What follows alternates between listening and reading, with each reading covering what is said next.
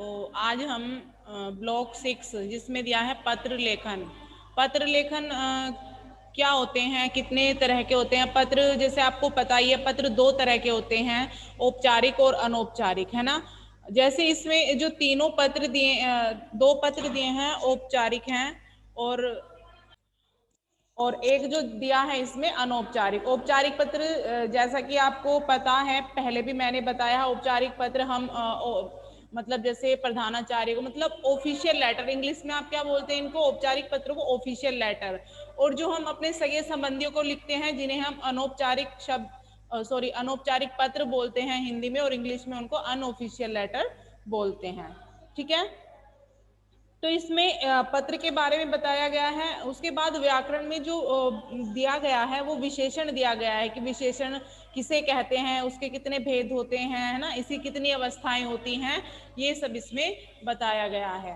तो विशेषण क्या होते हैं? जैसे संज्ञा सर्वनाम की जो विशेषता बताते हैं, वह विशेषता कुछ भी हो सकती है। कैसे? मतलब उसके रंग के बारे में बता रहे हैं, रूप के बारे में बता रहे हैं, आकार के बारे में बता रहे हैं, किसी संख्या का, मात्रा का, परिमाण का, मतलब अगर हम किसी भी चीज का इनमें से बोध करा रहे हैं, तो ये सब किस में आती हैं? विशेषताओं में आती हैं। ठीक है। और परविशेषण क्या होते हैं? जब विशेषण शब्दों की भी जो विशेष शब्द विशेषता बताते हैं, उन्हें हम परविशेषण कहते हैं। जैसे जैसे मैंने बोला शीलू प्यारी है, शीलू प्यारी है, तो यहाँ पर प्यारी तो विशेषण हो गया, लेकिन जब मैं उसके साथ बहुत लगा दूं, जैसे शीला बहुत प्यारी है, तो वहां पर जो बहुत शब्द आया है वो वहां पर क्या है? परविशेषण। ठीक है। और उसके बाद विशेषण के भेद, विशेषण के 4 भेद होते हैं: गुणवाचक, संख्यावाचक, परिमाणवाचक और सार्वनामिक या संकेतवाचक विशेषण। ठीक है। और विशेषण की 3 अवस्थाएं होती हैं: मूलावस्था, उत्तरावस्था, उत्तमावस्था। मूलावस्था में जैसे मूलावस्था हो गया अधिक, और उत्तरावस्था में बोलूंगी अधिकतर, और उत्तमावस्था में बोलूंगी अधिकतम। ऐसे ही आपको निम्न निम्न निम्न किस में हो जाएगा? मूलावस्था में, निम्नतर उत्तरावस्था में, और निम्नतम किस में हो जाएगा? उत्तमावस्था में। ये पेपर में भी आपके आ सकता है कि जैसे एक शब्द दे दिया मूलावस्था में कि इसको उत्तरावस्था और उत्तमावस्था में लिखो, तो वहां पर आप क्या लिखोगे? सरल का उत्तरावस्था में क्या लिखोगे? क्या लिखोगे आदर्श?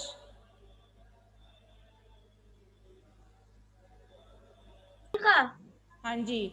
अगर पेपर में आ जाता है कि सरल जो मूलावस्था है उसको उत्तरावस्था और उत्तमावस्था में लिखो, तो क्या लिखोगे? उत्तरावस्था में क्या लिखोगे और उत्तमावस्था में क्या लिखोगे? मैम, जैसे मूलावस्था में हम अधिक का प्रयोग कर सकते हैं मैम, डिफरेंस बताने के, अंतर बताने के लिए।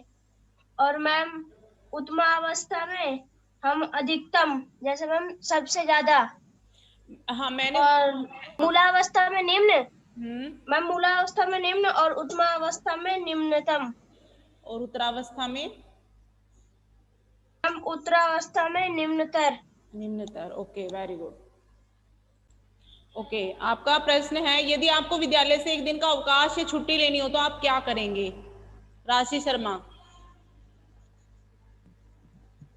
यदि हमें विद्यालय से छुट्टी या अवकाश लेनी होगी तो हम प्रधानाचार्य जी को आवेदन पत्र लिखेंगे। आवेदन पत्र लिखेंगे। Okay, very good. Okay,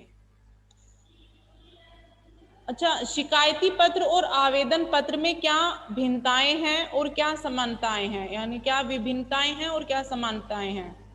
Shalini, समानता बताओ पहले क्या है। मैम समानता, शिकायती पत्र और आवेदन पत्र दोनों ही औपचारिक पत्र होते हैं। ओके। और विभिन्नता, शिकायती पत्र में हम किसी चीज की शिकायत दर्ज करने का अनुरोध करते हैं,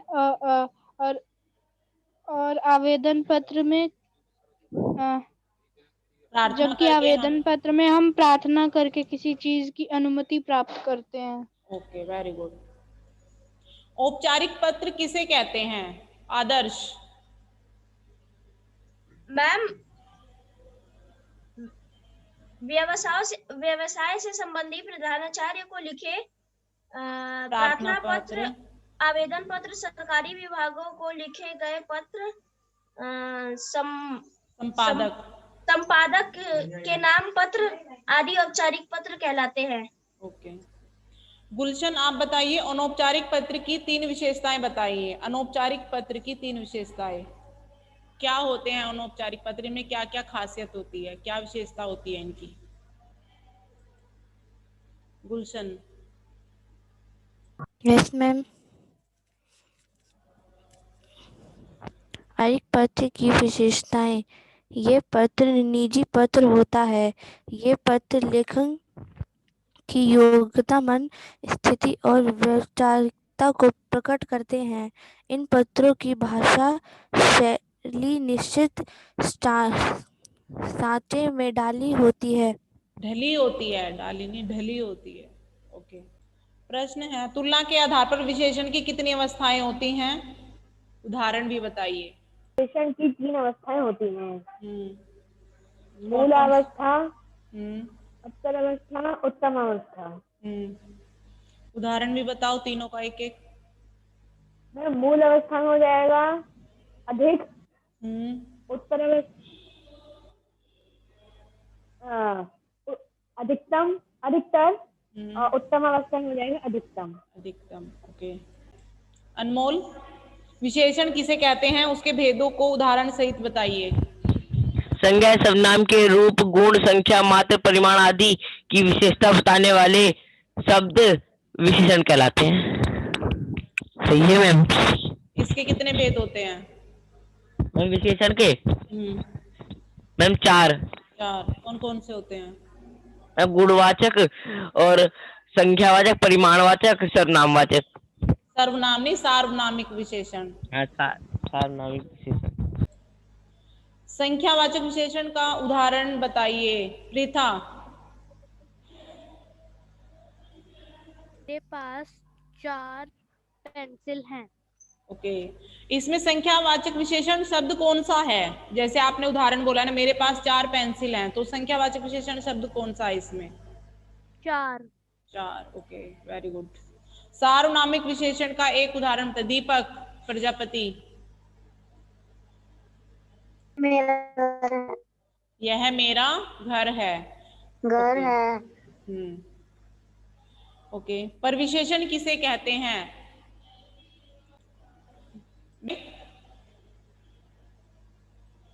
मैम क्या बताना है? क्या? मैम विशेषता शब्दों की विशेषता बताने वाले शब्दों को प्रविशेषण कहते हैं। विशेषण शब्दों की विशेषता बताने वाले शब्दों को परविशेषण कहते हैं। शालिनी, एक उदाहरण बताओ। मैम शीलू बहुत प्यारी है। ओके, शीलू बहुत प्यारी है। इसमें परविशेषण शब्द कौन सा है इसमें? मैम बहुत। Okay, very good. चलो आज के लिए इतना ही था।